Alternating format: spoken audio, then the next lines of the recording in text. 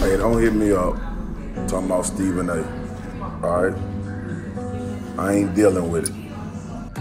J-E-T-S, Jets.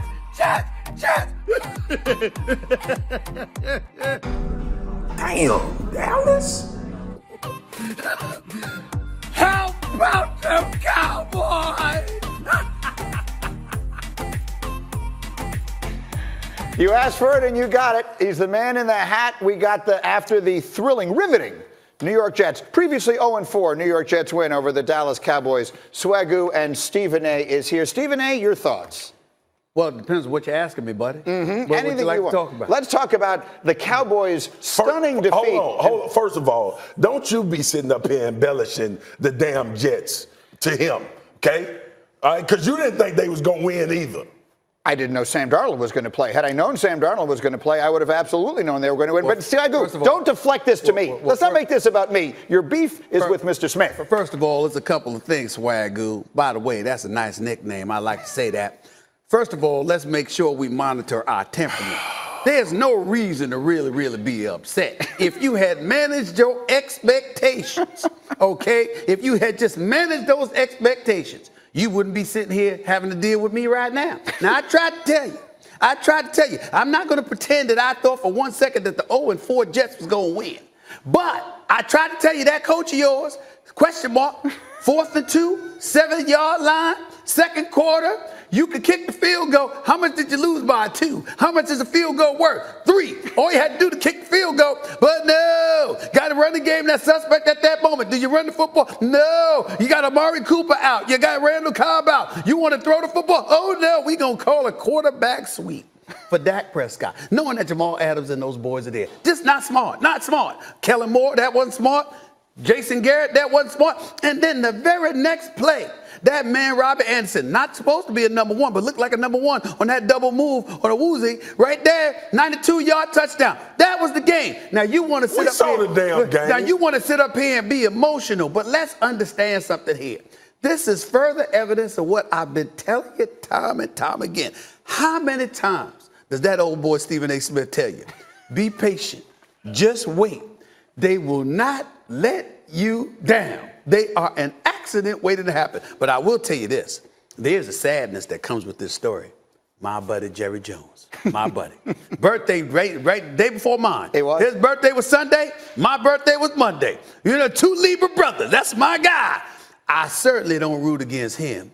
But knowing that those Cowboy fans across the world are miserable right now, disgusted, questioning their own football mortality for the 2019 NFL season, I must say, it's a really good feeling to know that they're miserable right now. And you, of all people, are further evidence on a weekend that the LSU Tigers look absolutely formidable. You are sitting here depressed because you know those Cowboys going to let you down. Anything? Do we have anything from you, Mr. Swagoo? You know what? Last week I told you I couldn't stand the way you sit on the sideline and wait for people to fail. Not people, right? Just the Cowboy fans. It's people. Just the Cowboy fans. It's people involved in this organization that takes this seriously. I made a couple of calls Sunday after this game, right? Mm-hmm. And I was with my family. G, you know I'm on the road quite a bit. Yes. I was with my family enjoying my Sunday. Wow. And I see Stephen A. Yeah. Just celebrating at the failure of the Cowboys. And he had the audacity to spell out the Jets' name. Yes. He a Steelers How is that fan. spelled, by the way? He's a Steelers fan. You don't start. Okay. He is a Steelers fan.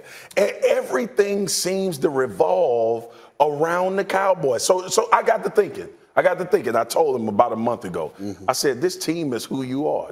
You are the human of this team. You know what that boils down to?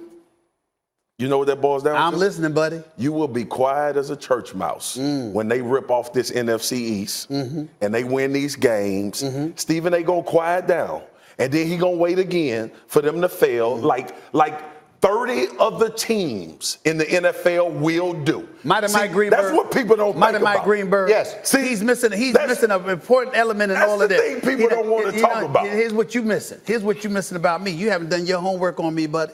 Because if you did your homework on me, you'd actually know that I'm actually not that happy about what's happening to the Dallas Cowboys now. Do you know why?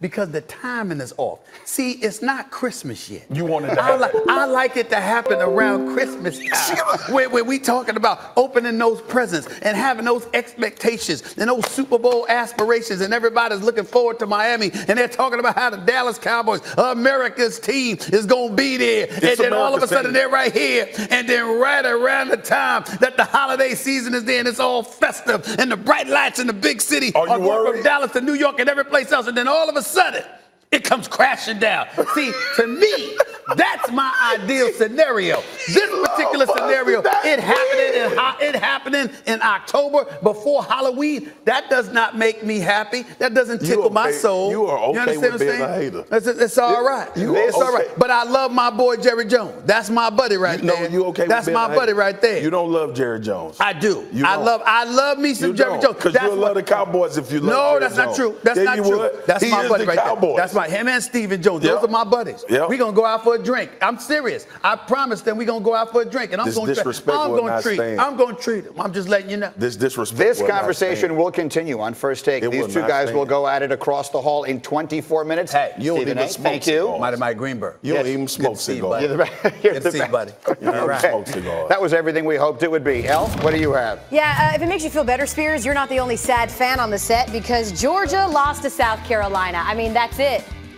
That's literally the read. Georgia, the number 3 team in the country, lost to a team when they were favored by 21.5. And now they sit at number 10 in the AP poll.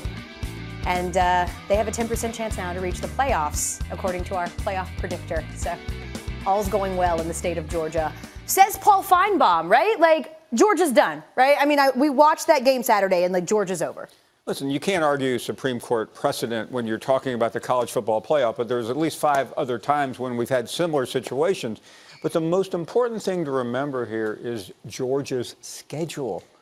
They control their own destiny. I know people hate to hear that word, but should Georgia win out, you can look at it right there, they will get to the college football playoff because they'll end up playing either Alabama or LSU in the SEC championship game. That will get them in. They are a mortal lock to get in the playoffs if they win out. Now, will they do that? That's the biggest if in college football. Now, listen, I was on the call for that game. Did you see that? I must tell you, I was watching, but the announcing was so tedious, I had to turn it down. It's very average. I think Georgia's done.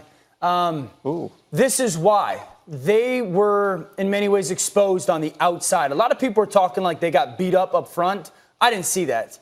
But they don't have the receivers outside right now, and all South Carolina did was line up and play man-to-man coverage. And Georgia's very young at receiver right now, and they didn't do anything as a coaching staff to help those young receivers, and they just couldn't win man. And if I'm Auburn, if I'm Florida, I'm watching that game and going, okay, we can handle Georgia because we've got the secondary to do it, to play man coverage. And so, yes, if they win out, I just don't see it because of the lack of talent, if you want to say, or experienced talent on the outside. Yeah, I mean, I can't argue that point, but it's worth remembering, Ellen. I know you remember this very well. A year ago this weekend, Georgia went down to LSU, a much better team than they saw the other day, and lost by 20 points. Yeah. It turned their season around. They came back and beat Florida. They beat Auburn, and they were up big against Alabama. A bit of a galvanizing moment, if you will, last year. But to Dan's point, you can't get away with having 1 touchdown your entire season on anything longer than 10 yards. They just don't have any explosive ability. Yeah. And until they rectify that, They will. it's going to be, will they? Yes. They will. Okay. Well, listen, I don't want to Guaranteed. go toe-to-toe with you because on SEC Nation this weekend, Meanwhile on Earth, Paul Feinbaum Look at this. had Look. to take on Bill Goldberg. It was brains versus bronze, and I'll let you guys figure out who was the brawn. Paul, explain yourself. I mean, I'm not afraid of this guy. He's an old man. And you know, I mean, his career is over, and I will kick his ass the next time we meet. What? Wait, what?